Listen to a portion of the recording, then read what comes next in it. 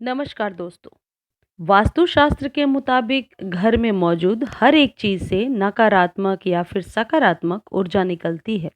यही नहीं, घर में पेड़ पौधे का असर भी व्यक्ति के स्वास्थ्य तरक्की में पड़ता है।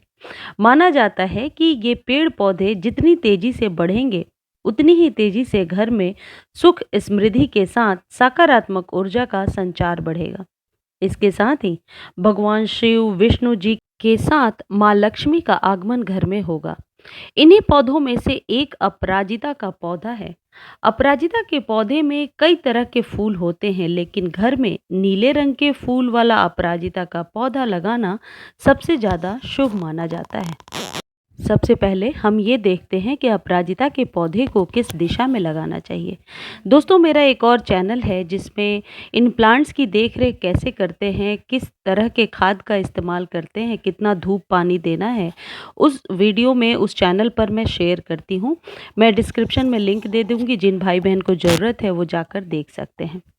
वास्तुशास्त्र के अनुसार अपराजिता का पौधा पूर्व यानी कि ईस्ट, उत्तर यानी कि नॉर्थ या फिर उत्तर पूर्व यानी कि नॉर्थ ईस्ट डायरेक्शन में लगाना शुभ होता है। उत्तर और पूर्व के साथ ईशान कोण में भगवान गणेश, माँ लक्ष्मी के साथ कुबेर भगवान का वास होता है। ऐसे में इस दिशा में अपराजिता का पौधा लगाने से घर में आय वृद्धि होती है और बहुत ज़्यादा तरक्की मिलती है।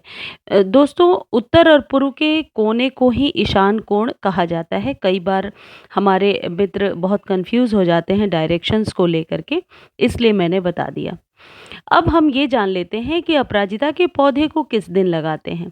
इस पौधे को गुरुवार या फिर शुक्रवार के दिन लगाना शुभ माना जाता है, क्योंकि ये दोनों ही दिन भगवान विष्णु और माता लक्ष्मी का होता है। वास्तुशास्त्र के अनुसार अपराजिता का पौधा पश्चिम यानी कि वेस्ट, दक्षिण यानी कि साउथ दिशा में नहीं लगाना चाहिए। इस दिशा में लगाने से घर में नेगेटिव एनर्जी प्रवेश करती है। कई लोग अपने घर के दरवाजे के सामने भी पेड़ पौधे लगाना चाहते हैं। हालांकि ये प्रॉपर धूप में रहने वाला पौधा है, तो अपार्टमेंट में घर के पास तो लगाना मुश्किल है, लेकिन जिनका ज़मीन से जुड़ा हुआ घर है वो अपने घर के दरवाजे के सामने ज़रूर लगा सकते हैं। तो चलिए मैं बताती हूँ कि घर के मुख्य द्वार के सामने किस दिशा में लगाना है ये अपराजिता का पौधा। वास्तुशास्त्र के अनुसार घर के मुख्य द्वार में अपराजिता का पौधा लगाना शुभ होता है, इसलिए मुख्य द्वार के दाएं यानी कि लेफ्ट में अपराजिता का पौधा आप लगा सकते हैं। अपराजिता का पौधा शनि की साढ़े साती में राहत दिलाता है। अगर कुंडली में शनि की साढ़े साती की समस्या से परेशान हैं और इससे थोड़ी राहत पाना चाहते हैं, तो शनि देव को अपराजिता का फूल अर्पित करें। दोस्तों, कई नेचुरोपैथी के डॉक्टर जो एक्सपर्ट होते हैं, उनका मानना है कि जो अपराजिता का पौधा है, ये कई सारे बीमारियों में इसके फूल जो होते हैं वो लाभकारी होते हैं। नेचुरोपैथी एक्सपर्ट ने ऐसा बताया है कि अपराजिता के फूलों का आकार गाय के कान के जैसा होता है, इसलिए इसे गुजराती में गोकर्णी भी कहा जाता है। वैसे तो आयुर्वेद में इस वनस्पति का बहुत महत्व है। इसकी जड़ को कान पर बांधने से ही माइग्रेन की समस्या या सिर दर्द में राहत मिलती है। कहीं पर भी घाव हो जाए तो इसके पत्ते को लगाने से वहां इन्फेक्शन नहीं होता है। अपराजिता के फूल के भी बहुत फायदे हैं। पहले बुखार में भी इसकी जड़ को कमर पर बांधा जाता था। सफेद दाग में भी इसकी जड़ को पीस कर लेप करने से दाग धीरे धीरे खत्म होने लगते हैं। इसकी जड़ की भस्म या का प्रयोग जो है वो मक्खन में डालकर पथरी में भी चावल के पानी के साथ लिया जाता है। अपराजिता के फूल से बहुत सारी बीमारियां दूर होती हैं। इसके 1 से 2 बीज भूनकर लेने से पेट में दर्द में आराम मिलता है। अपराजिता के फूल में पथरी के दर्द से आराम दिलाने की शक्ति होती है। पीलिया में इसकी जड़ का मट्ठा के साथ सेवन किया जाता है। दमा खांसी में इसका काढ़ा बना करके उपयोग किया जाता है। फोड़ा फुंसी में इसकी जड़ को सिरके के साथ सेवन किया जाता है।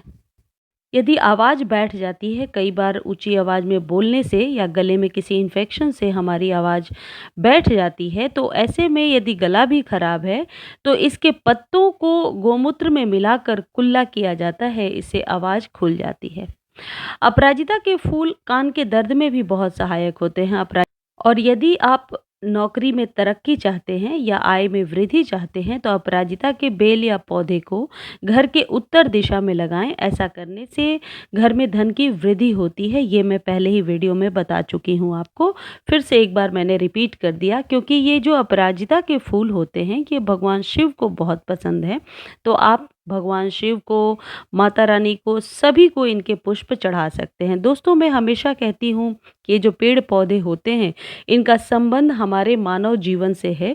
पेड़ पौधे हमें जीवन में तनाव मुक्त करते हैं, खुशहाली लाते हैं। इसलिए हम सबको अपने घर में इन पेड़ पौधों को ज़रूर लगाना चाहिए और ये एक प्रकार का विज्ञान है।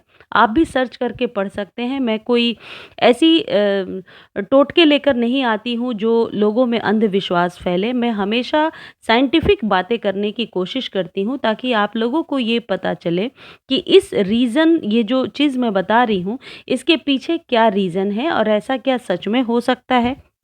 दोस्तों, आजकल ज़्यादातर हम लोग फ्लैट में या छोटे घर में रहते हैं। ऐसे में फूल पौधों का महत्व हमारे पास और ज़्यादा बढ़ गया है, क्योंकि हमारे पास कोई अलग से गार्डन नहीं होता, कोई अलग से बागान नहीं है जहाँ हम पेड़ पौधे उगा सकें।